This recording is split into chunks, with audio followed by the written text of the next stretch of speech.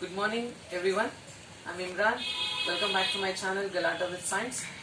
చాలా రోజులైంది వీడియో చేసి దానికి రీజన్ ఉందండి. I met with an accident.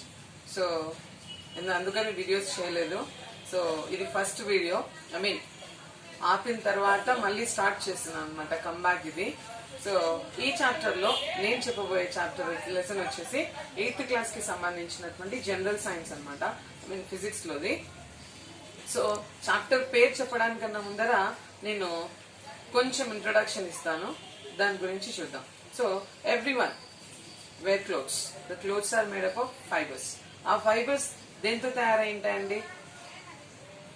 Obvious గా మనకు ఆ ఫైబర్స్ అనేవి 2 kinds అనమాట. ఒకటి న్యాచురల్, ఇంకొకటి ఆర్టిఫిషియల్. న్యాచురల్ అయితే ఏమవుతాయి, కంపల్సరీగా అది ప్లాంట్ ఆరిజిన్ అయినా ఉండాలా, లేకుంటే యానిమల్ ఆరిజిన్ అయినా ఉండాలా. కాబట్టి ఈ న్యాచురల్ గా మనం తయారు చేసే వాటిని న్యాచురల్ ఫైబర్స్ అంటాం. అదే విధంగానే ఒకవేళ న్యాచురల్ కాకుండా మ్యాన్ మేడ్ గా తయారైతే కనుక దాన్ని ఆర్టిఫిషియల్ ఫైబర్స్ లేకుంటే సింథటిక్ ఫైబర్స్ అంటాం.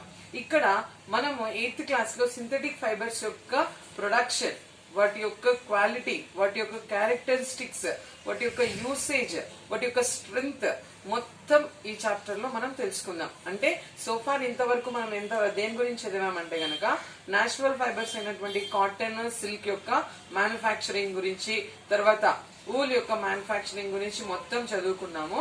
ఇప్పుడు ఈ చాప్టర్ లో సింథటిక్ ఫైబర్స్ అండ్ ప్లాస్టిక్స్ గురించి మనం తెలుసుకుందాం. ఎస్ అండి, మన చాప్టర్ పేరు వచ్చేసి synthetic fibres and plastics. Yes, ఈ సింథటిక్ ఫైబర్స్ అండ్ ప్లాస్టిక్స్ లో మనం ఏం గురించి చూస్తున్నామంటే గనక ఇప్పుడు ఇవి ఎలా తయారు చేస్తారు, వీటిని ఎందుకు సింథటిక్ ఫైబర్స్ అంటున్నారు, ఇవి ఏవి, వాటి యొక్క టైప్స్ ఏవి అనేది చూద్దాం అనమాట. So before starting that, synthetic fibres are made up of many monomer units called as polymer. So ఈ సింథటిక్ ఫైబర్స్ అనేవి దేంతో తయారైతాయంటే గనక పాలిమర్స్ తో తయారైతాయి. దీనికి ఎక్కడ మనము రెగ్యులర్ గా చూడలేం. ఈ వర్డ్స్ అన్ని కూడా మీకు ఎలా ఉంటుందంటే కనుక కొత్తగా అనిపిస్తుంది అనమాట, ఎందుకంటే ఇంతవరకు మీరు చదవనిది, చూడనిది అనమాట ఇది. కాబట్టి జాగ్రత్తగా వినండి. సో ఈ సింథటిక్ ఫైబర్స్ అనేవి దేంతో తయారైతాయంటే పాలిమర్స్ తో తయారైతాయి. ఈ పాలిమర్ అనేది గ్రీక్ వర్డ్ అనమాట. 2 words యొక్క కాంబినేషన్ తో తయారవుతుంది. పాలి అంటే మెనీ, మర్ అంటే గనక యూనిట్స్ అనమాట. అంటే సిమిలర్ యూనిట్స్ ని కంబైన్ చేస్తే మనకు పాలిమర్ అనేది తయారవుతుంది. ఈ సింగిల్ యూనిట్ ని మనం ఏమంటామంటే గనక మోనోమర్ అంటాం. సో ఇలాంటి మోనోమర్ యూనిట్స్ ని ఎక్కువ చేస్తే, అన్ని కంబైన్ చేస్తే మనకు పాలిమర్ అనేది వస్తుంది. అంటే ఎగ్జాంపుల్ ఏదంటే, చిన్నపిల్లలు పూసల దండ వేసుకుంటారు చూడండి, ఇలాంటి బీడ్స్ ది ఇప్పుడు చూడండి, ఒక బీడ్ ఇంకొక బీడ్ కి సిమిలారిటీ ఉంటుంది అనమాట. అంటే ఒకటి ఒక రకంగా, ఇంకోటి ఒక రకంగా ఉంటే దీని షేప్ వస్తుందా? రాదు. కాబట్టి మెనీ, ఇంకా చూసుకున్నట్లయితే పేపర్ క్లిప్స్ చూసింటారు మీరు ఇట్లా. సో ఇలాంటి పేపర్ క్లిప్స్ ని జాయిన్ చేసినా కూడా మనకు ఒక చైన్ లాంటిది వస్తుంది. మేము చూడలేదు సార్ పేపర్ క్లిప్స్ అంటే గనక స్టాప్లర్ పిన్స్ ఉంటాయి చూడండి, ఇట్లుంటాయి. ఆ స్టాప్లర్ పిన్స్ ని అరేంజ్ చేసుకుంటూ పోండి, మనకి ఒక షేప్ అన్నది వస్తుంది అనమాట, ఫోల్డ్ చేసుకుంటూ వెళ్తే. సో అలాగా మనకు ఈ పాలిమర్స్ అన్న ఉంటాయి. ఈ పాలిమర్స్ మెయిన్ గా దేని నుంచి తయారు చేస్తారంటే గనక పెట్రోకెమికల్స్ నుంచి. సో పెట్రోకెమికల్స్ ని యూజ్ చేసి దాని నుంచి వచ్చిన ప్రోడక్ట్ తో పాలిమర్స్ తయారు చేస్తారు. పాలిమర్స్ నుంచి మనకు ఈ పాలిమర్స్ నుంచి వచ్చేది సింథటిక్ ఫైబర్స్ అని మాట్లాడుకుంటున్నాం. సో ఇది ఒక ఎత్తు అయితే గనక, ఈ ఎందుకు సింథటిక్ ఫైబర్స్ ని ఇన్వెంట్ చేయాల్సి వచ్చింది అంటే గనక, అప్పటి వరకు అంటే మనకు సర్టెన్ సెంచరీస్ ఉన్నాయి. 19th centuryలో ఇండస్ట్రియల్ రెవల్యూషన్ స్టార్ట్ అవ్వక ముందు మనకు ఫైబర్స్ అంటే ఇవి 3 మాత్రమే. 3 ఇంకా న్యాచురల్ ఏమైనా ఉంటే అవి కాటన్, సిల్క్, ఊల్ కాక ఇంకేమైనా ఉంటే కాయిర్ అట్లాంటిది. కానీ 19th centuryలో ఏం జరిగింది అంటే గనక, ఈ చైనా వాళ్ళు ఉన్నారు కదా, ప్రతి దాంట్లో వస్తుందండి ఈ చైనా. సో ఈ చైనా వాళ్ళు ఏం చేసినారంటే గనక సిల్క్ ని ఇన్వెంట్ చేసినారు అనమాట. సిల్క్ ఇన్వెన్షన్ చేసిన తర్వాత ఏం జరిగిందంటే గనక దీన్ని టాప్ సీక్రెట్ గా ఉంచేసినారు, అది ఎలా తయారు చేస్తుంది అని. కానీ మీకు తెలుసు సిల్క్ అనేది దేని నుంచి వస్తుందంటే గనక సిల్క్ వామ్ నుంచి వస్తుంది అని. అర్థమవుతుందా? సో సిల్క్ వామ్ నుంచి వచ్చినటువంటి తయారు చేసినటువంటి సిల్క్ ని వీళ్ళు ఏం చేస్తున్నారంటే చాలా సీక్రెట్ గా ఉంచినారు. కానీ అందరికి ఎవరెవరికంటే కనుక ఆ క్లాత్ చూసినటువంటి వాళ్ళకి, ఆ సిల్క్ నుంచి తయారు చేసినటువంటి ఫ్యాబ్రిక్ ఏదైతే ఉందో ఆ ఫ్యాబ్రిక్ యొక్క టెక్స్చర్ తర్వాత దానికి ఉన్నటువంటి లస్టర్నెస్ అందరినీ అట్రాక్ట్ చేసింది. సో ఇది కొందామంటే కనుక ఇది చాలా కాస్ట్లీ, ఇప్పటికి కూడా కాస్ట్లీనే. ఇంట్లో ఉంటారు కదా పట్టు చీరలు అన్నారంటే కనుక కొన్ని వేళ్లు పెట్టడానికి కూడా రెడీగా ఉంటారు ఆడవాళ్ళు. సో అలాంటి పట్టు గురించి తెలుసుకోవాలనే ఇంట్రెస్ట్ అందరికీ వచ్చేసి ఏం చేసినారంటే గనక దాన్ని మనం ఆర్టిఫిషియల్ గా తయారు చేయలేమా, దేన్ని సిల్క్ ని ఆర్టిఫిషియల్ గా తయారు చేయాలనే ఆలోచన వచ్చింది అనమాట. ఆ ఆలోచన 19th సెంచరీలో సక్సెస్ అయింది. ఎలా సక్సెస్ అయిందంటే గనక వీళ్ళు ఈ ఆర్టిఫిషియల్ సిల్క్ ని తయారు చేయాలనే ఇంటెన్షన్ తో వుడ్ పల్ప్ అంటే చెక్క యొక్క గుజ్జు అనొచ్చు. సో అది దేంతో తయారై ఉంటుందంటే గనక మనకి సెల్యులోస్ ఉంటుంది అనమాట. వుడ్ పల్ప్ ని గనక మనము క్రష్ చేసి దాంట్లో నుంచి ఆ పల్ప్ ని మనం సెల్యులోస్ అంటాం. అంటే ఆ సెల్యులోస్ ని వేరియస్ కెమికల్స్ లో డిప్ చేసిన తర్వాత మనకు ఒక ఫైబర్ బయటకు వచ్చింది. ఆ ఫైబర్ నే మనం ఏమన్నామంటే గనక రేయాన్ అన్నాం. అర్థమవుతుందా? సో ఈ రేయాన్ నే మనం ఏమంటున్నామంటే గనక ఆర్టిఫిషియల్ సిల్క్ అంటున్నాం.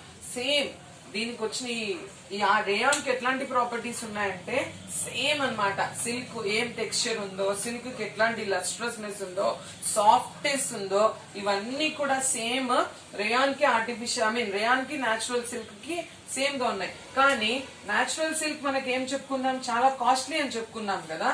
కానీ ఈ రేయాన్ అయితే గనక చీపర్ అన్నమాట. ఎవరికి చీపర్? నేచురల్ సిల్క్ తో కంపేర్ చేసుకున్నట్లయితే గనక ఈ రేయాన్ అన్నది చాలా చీప్ గా దొరుకుతుంది. అదే విధంగానే దానికి దీనికి పెద్దగా డిఫరెన్స్ అన్నది మనకి కనిపించదు. అయినప్పటికీ మనకు నేచురల్ సిల్క్, ఇది రేయాన్ ని మనము నేచురల్ అనొచ్చు కదా, ఆర్టిఫిషియల్ సిల్క్ ఎందుకు అంటున్నాము అనే క్వశ్చన్ గనక వచ్చినట్లయితే గనక ఎందుకు దీన్ని ఆర్టిఫిషియల్ సిల్క్ అనాలా, నేచురల్ సిల్క్ ఎందుకు అనకూడదు అంటే ఇది తయారవుతున్నటువంటి ఆరిజిన్ చూసుకున్నట్లయితే సెల్యులోసే, ప్లాంట్ ఫైబరే. కానీ దీన్ని మనం వేరియస్ కెమికల్స్ లో డిప్ చేసి కెమికల్ ప్రోడక్ట్ గా మారుస్తున్నాం కాబట్టి ఇది మనకు ఆర్టిఫిషియల్ సిల్క్ అవుతుందే కానీ నేచురల్ సిల్క్ కాదు అని గుర్తుపెట్టుకోండి. సో ఇది రేయాన్ కి సంబంధించింది. ఇక్కడ క్వశ్చన్ ఎట్లాంటిది ఉందంటే గనక what are the properties of artificial silk అని అడగొచ్చు, what is called as artificial silk అని అడగొచ్చు, why rayon is an alternate fiber to natural silk అని చెప్పొచ్చు. Compare and contrast the characteristics between the natural silk and artificial silk అని కూడా మనకు questions అడగొచ్చు అనమాట. అండ్ వన్ మోర్ థింగ్ ఏమంటే గనక ఇది దేని నుంచి తయారు చేస్తారు అనేది అడగొచ్చు. దీన్ని ఎందుకు ఆర్టిఫిషియల్ సిల్క్ అంటారు, న్యాచురల్ సిల్క్ ఎందుకు అనరు అని కూడా క్వశ్చన్ మనకి అడగొచ్చు అనమాట. ఇది ఇంకొక ముఖ్యమైనటువంటి విషయం చెప్పాలా. సో కాటన్ కూడా మనకి పాలిమర్ తోనే తయారవుతుంది. పాలిమర్ అంటేనే మనము అది ఆర్టిఫిషియల్ అని చెప్పడానికి లేదనమాట. కాటన్ కూడా మనకి సెల్యులోస్ తో తయారైంటుంది అనమాట. అంటే సెల్యులోస్ అన్నది ఒక పాలిమర్. ఇక్కడ సెల్యులోస్ అన్నది ఒక పాలిమర్. మళ్ళీ దాంట్లో ఎట్లాంటి యూనిట్స్ ఉన్నాయి, దీంట్లో అయితే కనుక మీరు బీట్స్ అన్నారు, మోనోమర్ యూనిట్స్ అన్నారు అని చెప్పినారు కదా. అక్కడ ఒక్కొక్క బీట్ ని మనం ఎట్లా తీసుకోవచ్చు అంటే కనుక గ్లూకోజ్ గా తీసుకోవచ్చు. ఒక్కొక్క యూనిట్ ని మనము గ్లూకోజ్ అని చెప్తాం. మీరు ఇక్కడ కన్ఫ్యూజ్ కాకూడదు, ప్లాస్టిక్ కంటేనే బీట్సా అని చెప్పేసి. అలా ఉంటుంది అనే ఇంటెన్షన్ తో చెప్పడం జరిగింది, అంతే, గుర్తుపెట్టుకోవాలా. ఇంకా ఇక్కడ నేను ఇంకా కొంచెం మీకు చెప్పాలా ఏమంటే ఈ మధ్య కాలంలో మనకు ఇంట్లో చూసుకున్నట్లయితే చాలా వస్తువులు కనిపిస్తాయి. అది న్యాచురలా ఆర్టిఫిషియల్ అన్నది పక్కన పెట్టినట్లయితే గనక మాక్సిమం మీరు సెగ్రిగేషన్ కనుక స్టార్ట్ చేస్తే దాంట్లో న్యాచురల్ కిందకి చాలా తక్కువ ఐటమ్స్ వెళ్తాయి. మోర్ ఓవర్ దాంట్లో ఆర్టిఫిషియల్ ఐటమ్స్ చాలా ఉంటాయి. అంటే ఆ రకంగా రెవల్యూషన్ అనేది క్రియేట్ చేసింది ఈ ప్లాస్టిక్స్ అని చెప్పుకోవచ్చు. సో ఇంకొక నెక్స్ట్ ఆర్టిఫిషియల్ ఫైబర్ గురించి చూద్దాము, అదే నైలాన్ అమ్మా. సో ఇది ఫస్ట్ సింథటిక్ ఫైబర్. టోటల్ గా ప్లాంట్ ప్రోడక్ట్స్, అనిమల్ ప్రోడక్ట్స్ ఏమీ యూజ్ చేయకుండా తయారు చేసిందనమాట 1931 లో. సో దీని యొక్క ఇన్వెన్షన్ వచ్చేసి అనుకోకుండా జరిగింది.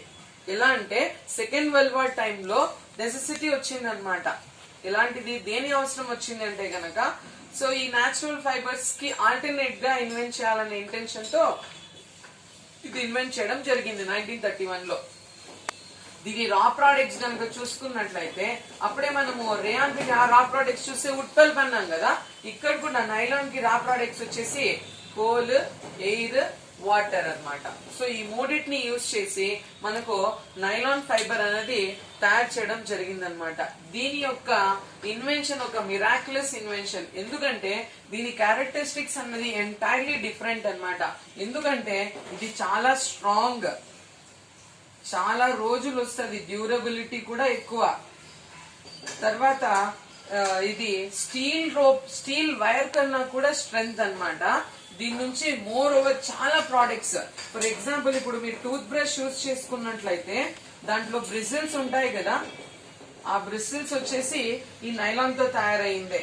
అండ్ తర్వాత ఇంకోటి ఏం చెప్పాలంటే గనక దీని నుంచి రోప్స్ కనుక తయారు చేస్తే చాలా స్ట్రెంగ్త్ ఉన్నటువంటి రోప్స్ వస్తాయి. షేక్స్ వగైరా వగైరా చాలా ఉన్నాయన్నమాట. ఇవే దాంతో తయారు చేస్తారు, ఇది లేదు అని చెప్పడానికి లేదు. ఇప్పుడు ఒక రెవల్యూషన్ క్రియేట్ చేసింది ఈ నైలాన్ అన్నది.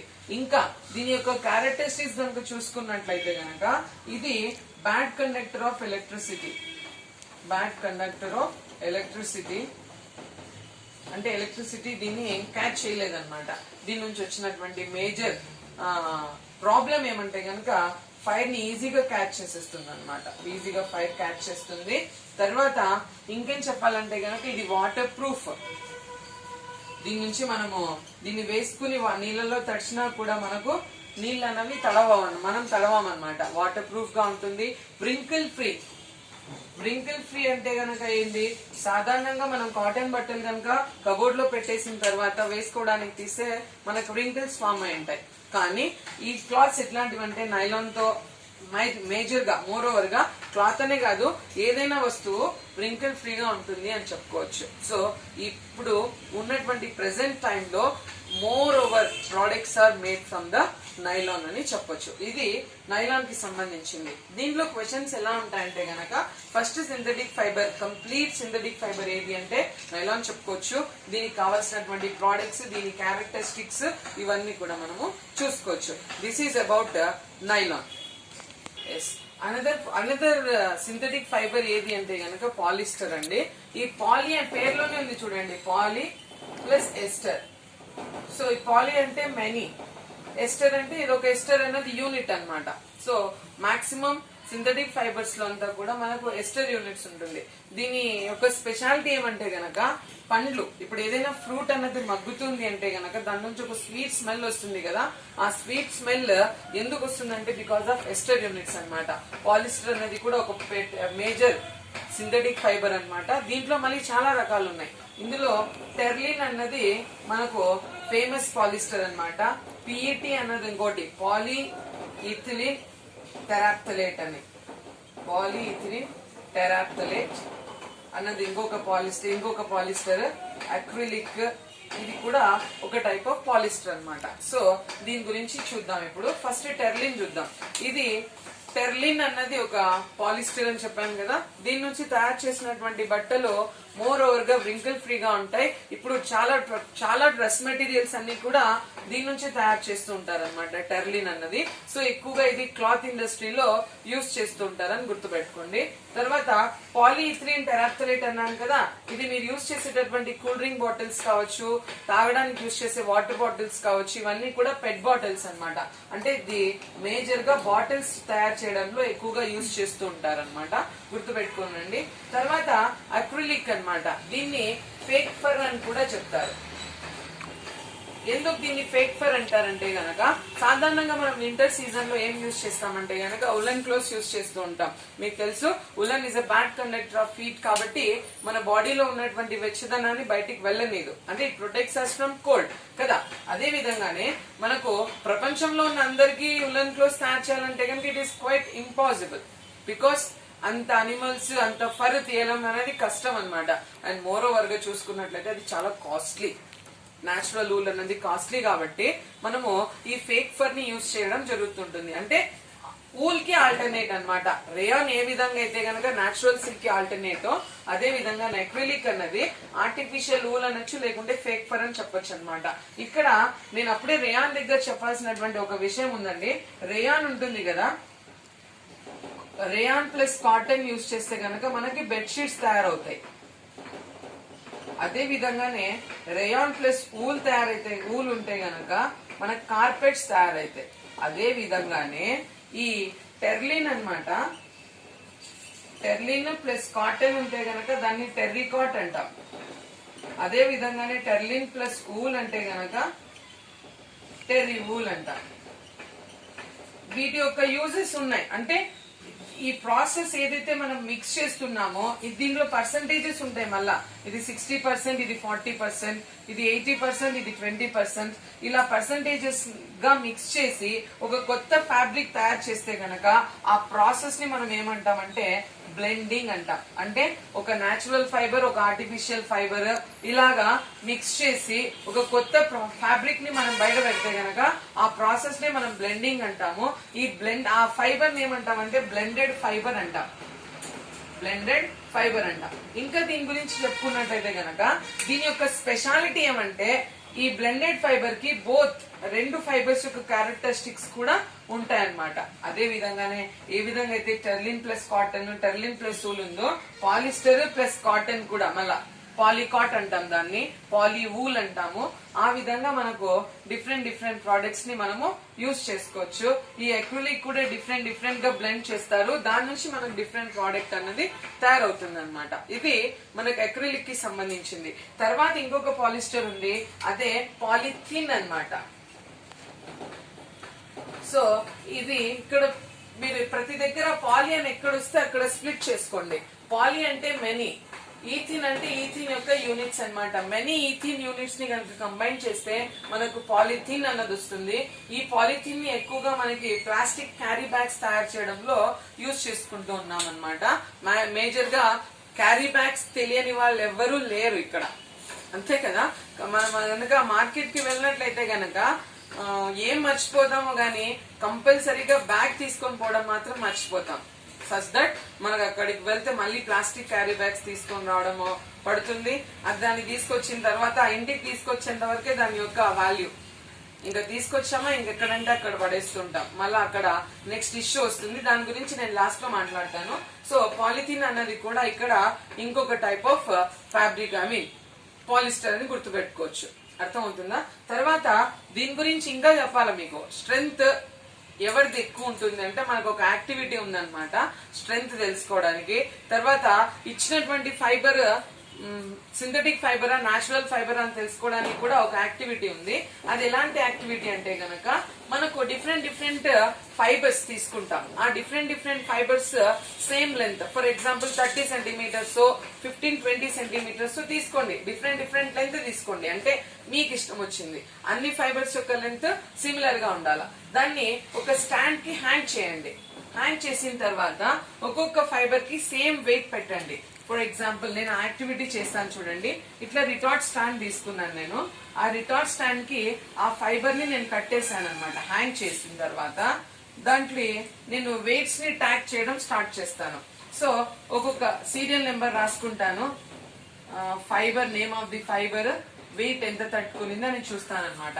ఫైబర్ పేరు రాసుకుంటాను. ఫర్ ఎగ్జాంపుల్ సిల్క్ అని రాశాను. అది 10 గ్రామ్స్ 20 గ్రామ్స్ కు బ్రేక్ అయిపోయింది అనుకోండి థ్రెడ్. సో దీని కెపాసిటీ వచ్చేసి 20 గ్రామ్స్ అని. తర్వాత కాటన్ అని పెడతాను, దాని యొక్క బేరబుల్ వెయిట్ ఎంత. అలాగా మనం లిస్ట్ చేసుకుంటూ పోతే గనక న్యాచురల్ ఫైబర్స్ అంతా కూడా మనకు తక్కువ వెయిట్ దగ్గరే బ్రేక్ అయిపోతాయి. కానీ నైలాన్ గానీ ఈ ఆర్టిఫిషియల్ ఫైబర్స్ చూసుకున్నట్లయితే గనక అప్పుడే చెప్పాను నేను దీని యొక్క స్ట్రెంగ్త్ ఎక్కువ ఉంటుంది అని చెప్పేసి. దీని ఎక్కువగా స్ట్రెంగ్త్ బేర్ చేస్తుంది అనమాట. ఆ విధంగా స్ట్రెంగ్త్నెస్ అన్నది మనం కనుక్కోవచ్చు. అదే విధంగానే ఆ ఫైబర్ అన్నది న్యాచురల్ ఆర్టిఫిషియల్ తెలుసుకోవడానికి కూడా మన దగ్గర ఒక యాక్టివిటీ ఉందన్నమాట. దాన్నే మనం ఏమంటామంటే కనుక ఫ్లేమ్ టెస్ట్ అని చెప్తాం. సో ఇచ్చినటువంటి ఫైబర్స్ ని కాలుస్తాం. కాల్చిన తర్వాత అబ్జర్వేషన్ చూస్తాం అనమాట. పేపర్ లాగా కాలింది అనుకోండి, అది ఖచ్చితంగా కాటన్ గా తెలుసుకుంటాము. తర్వాత బర్నింగ్ హెయిర్ లాగా స్మెల్ ఇచ్చింది అనుకోండి, అది సిల్క్ గానీ ఊల్ గానీ అనుకుంటాము. అలా కాకుండా మెల్ట్ అయిపోయింది అనుకోండి, అది ఖచ్చితంగా ప్లాస్టిక్ రిలేటెడ్ ఐటమ్ అని మనము డిక్లేర్ చేస్తాం అనమాట. ఈ విధంగా ఫ్లేమ్ టెస్ట్ ద్వారా అది న్యాచురల్ ఆర్టిఫిషియల్ అన్నది మనము ఐడెంటిఫై చేసుకోవచ్చు అనమాట. సో ఈ చాప్టర్ మీద కొంచెం స్ట్రెస్ చేయండి. ఎలా అంటే గనక ఫాస్ట్ పోతున్నాడు మెల్లగా చెప్తున్నాడు అని ఆలోచించకుండా టోటల్ గా ఒక వీడియోలోనే మొత్తం టాపిక్ కవర్ అయ్యే విధంగా చేస్తున్నాను, జాగ్రత్తగా గమనించుకోండి. తర్వాత మోర్ ఓవర్ గా ఛానల్ ని సబ్స్క్రైబ్ చేయండి. ఎందుకంటే కనుక ఇంకా మంచి మంచి వీడియోస్ చేయాలనే ఇంటెన్షన్ అనేది కలుగుతుంది అనమాట. తర్వాత ఇంతవరకు మీరు చూసారు కదా, ఇప్పుడు మనం చూడబోయేది ఏమంటే గనక ఎన్విరాన్మెంటల్ కన్సర్న్ అనమాట. ఎన్విరాన్మెంటల్ కన్సర్న్ ప్రకారంగా మనం ఏం చూసుకోవాలంటే గనక ఈ ప్లాస్టిక్స్ అన్నవి ఎంతవరకు ఎన్విరాన్మెంట్ కి హెల్ప్ఫుల్ గా ఉన్నాయి, ఎంత హార్మ్ఫుల్ గా ఉన్నాయని చూసుకోవాలన్నమాట. ఈ ఎన్విరాన్మెంటల్ కన్సర్న్ లోనే మనము 2 రకాల ప్లాస్టిక్స్ ని చూస్తాం అనమాట. సో అదొచ్చేసి ఒకటి వచ్చేసి థర్మోప్లాస్టిక్స్, ఇంకోటి వచ్చేసి థర్మోసెట్టింగ్ ప్లాస్టిక్స్ అనమాట. ఏమి థర్మోప్లాస్టిక్స్, థర్మోసెట్టింగ్ ప్లాస్టిక్స్ అంటే గనక, థర్మోప్లాస్టిక్స్ అంటే ఇవి కంటిన్యూస్ గా మనం వేరే వేరే దానిలోకి యూజ్ చేసుకుంటూ వెళ్ళొచ్చు. ఫర్ ఎగ్జాంపుల్ ఈ పీవీసీ గానీ క్యారీ బ్యాగ్స్ కానీ యూజ్ చేసిన తర్వాత మీరు చూస్తూ ఉంటారు, ఈ కొందరు స్ట్రీట్ లో సంచి పట్టేసుకుని ఏరుకుంటూ వెళ్తూ ఉంటారు అనమాట. అంటే వీళ్ళు ఏం చేస్తారు, దాన్ని తీసుకుని వెళ్ళి వీళ్ళు some other plastic industry own చేసే వాళ్ళకి అమ్మేస్తారు. వాళ్ళు దాని నుంచి ఇంకో ప్రోడక్ట్ ని తయారు చేస్తారనమాట. అండ్ ఇంకొకటి, మీరు కూల్ డ్రింక్ బాటిల్ కనుక ఏమైనా వాటర్ బాటిల్స్ కనుక యూజ్ చేసుకున్నట్లయితే, ఎప్పుడైనా యూజ్ చేస్తే దాని మీద ఉంటుంది చూడండి, crush the bottle after use అని చెప్పేసి. చేస్తున్నాము మనం క్రష్, కంపల్సరీ చేయం దాన్ని. ఫస్ట్ వాటర్ ఫస్ట్ అది వస్తుంది కూల్ డ్రింక్ బాటిల్ గా, మన ఫ్రిడ్జ్ లో వాటర్ బాటిల్ గా మారుతుంది. సో ఇలాగా దాన్ని ఎన్ని రకాలు వాడుకోవాలి అన్ని రకాలుగా వాడేసిన తర్వాత పడేయాల్సి వస్తే కనుక మనము సమ్మదర్ అలాంటోడైతే కనుక టెర్రస్ గార్డెన్ లో దాంట్లో ఏదైనా ప్లాంట్ వేయడానికో ఇంకోటెనుకో యూజ్ చేసుకుంటాడు. సో మనం చేయదలుచుకుంటే ఎన్నైనా చేయొచ్చు క్రియేటివిటీ యూజ్ చేసుకుని, that is secondary. So PVC, polythene ఇవన్నీ కూడా మనకు థర్మోప్లాస్టిక్స్ లో వస్తాయి. దీని యొక్క స్పెషాలిటీ అంటే ఎన్నిసార్లు అయినా ఏమైనా చేసుకోవచ్చు. దీంతో హీట్ చేస్తే మళ్ళీ వేరే షేప్ లోకి మనం మార్చుకోవడానికి అవకాశం అన్నది ఉంటుంది అనమాట. ఇంకా థర్మోసెట్టింగ్ ప్లాస్టిక్స్ కనుక చూసుకున్నట్లయితే మీరు చూస్తుంటారు, కుక్కర్ హ్యాండిల్స్ ఎంత వేడి ఉన్నా కూడా కుక్కర్ దాని హ్యాండిల్ పట్టుకోవచ్చు. మనం టీ ఏదైతే చేస్తారో టీ ప్యాన్, దాంట్లో కూడా అంతే. నాన్ స్టిక్ ప్యాన్స్ ఇదంతా కూడా మనం చూసుకున్నట్లయితే గనక దాని హ్యాండిల్స్ మనకు ఏమి హీట్ తగ్గదు అనమాట. అంటే ఇక్కడ థర్మోసెట్టింగ్ ప్లాస్టిక్స్ ఏమంటే ఒక్కసారి మనం చేసేసినామా దాన్ని మళ్ళీ మనం మార్చడానికి కాదు. సో బేక్లైట్, మెలామైన్ ఇవన్నీ కూడా మనకు అలాంటి ప్రోడక్ట్సే. అంటే ఒక్కసారి చేసేస్తా మళ్ళా ఇది మనకి వేరేలాగా మార్చడానికి అవకాశం అన్నది ఉండదన్నమాట. సో ఈ స్విచ్చెస్, కొన్ని క్రాకరీ ఐటమ్స్, అంటే క్రాకరీ ఐటమ్స్ అంటే ఇది కొన్ని ప్లేట్స్ అనేవి ఎంత పగలగొట్టినా పోవు అనమాట. తర్వాత cooker handles, tea pan handles, non stick pan handles ఇవన్నీ కూడా మనకి బేక్లైట్, మెలామైనే. ఇవి దీని నుంచి కొంచెం ప్రాబ్లం ఉంది ఎన్విరాన్మెంట్ కి, దీని నుంచి కూడా ప్రాబ్లం ఉంది. కానీ ఇది ఇంకొక ఫామ్ నుంచి ఒక ఫామ్ నుంచి ఇంకో ఫామ్ కి యూజ్ అయిపోతుంది కాబట్టి దీని నుంచి అంతగా లేకపోవచ్చు మనకి ఎన్విరాన్మెంటల్ కన్సర్న్. కానీ ఎంతైనా ప్లాస్టిక్ కదా, విషము కొంచెం తిన్నా ఎక్కువ తిన్నా విషం యొక్క ప్రభావం విషంగానే ఉంటది. కాబట్టి దీని గురించి ఒకసారి ఆలోచించండి. Thermoplastics, thermosetting plastics.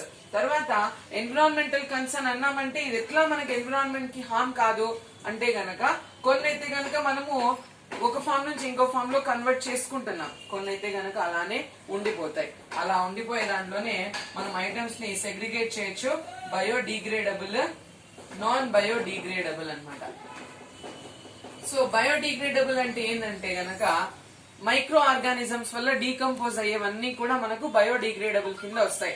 Natural items అన్ని కూడా మనకు డిగ్రేడబుల్ గానే ఉంటాయి, బయోడిగ్రేడబుల్ గానే. పేర్లోనే ఉంది చూడండి, బయో అంటే బయోలాజికల్ ఫ్యాక్టర్స్ దీన్ని ఎఫెక్ట్ చేసి దీన్ని డిగ్రేడ్ చేసేస్తాయి. అదే బయోలాజికల్ ఫ్యాక్టర్స్ దీన్ని ఎఫెక్ట్ చేయలేవు. అంటే ఇప్పుడు చూడండి, మీరు ఆనియన్ పీల్స్ కానీ బనానా పీల్స్ కానీ ఏవైనా న్యాచురల్ ఒరిజిన్ మీరు బయట వేస్తే సర్టెన్ టైం కంతా అది డీకంపోజ్ అయిపోతుంది, సాయిల్ గా మారిపోతుంది. కానీ ప్లాస్టిక్స్ అవన్నీ కూడా మనకి కొన్ని వేల సంవత్సరాలైనా కూడా కావన్నమాట. టెక్స్ట్ బుక్ లో ఉంది, నేను లింక్ దానికి యాడ్ చేస్తాను, ట్యాగ్ చేస్తాను.